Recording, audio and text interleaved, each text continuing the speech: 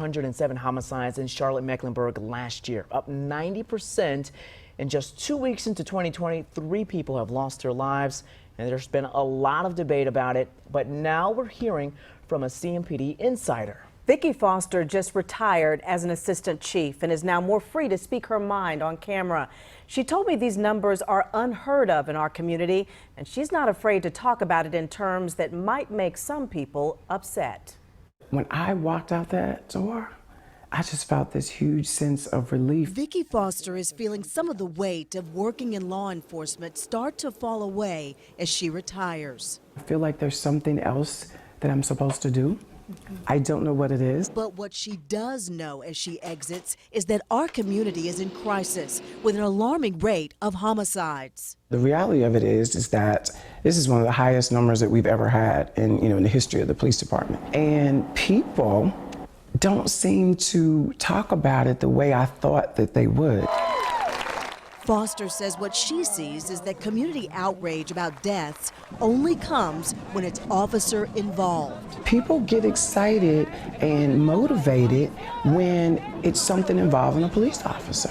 And what is very depressing to me is that if the only time we care about a life is when it's taken by a police officer, we got a serious problem. She says, of course, she understands that police must be held to a higher standard and more accountability. But at the end of the day, if the only time you care about a life lost in this community is when it's taken by a police officer, that's ridiculous. That shows me that we're not really serious about what's going on. And what you're seeing mostly is African-American on African-American violence. Yeah, absolutely. And that's why I'm always like, and why is that okay? Why are we okay with that? It's an observation that she says she knows might make some uncomfortable. We'll have community forums and, meetings at the churches if a police officer kills someone. You don't see anybody having anything when it's black on black crime. Nobody's saying a word.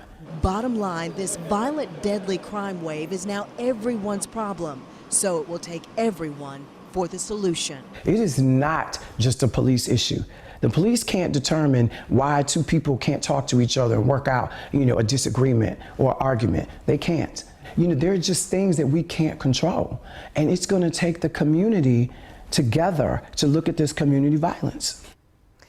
And again, newly retired, Foster plans to look for ways to continue helping crime reduction efforts in the city and the county and to impact our youth.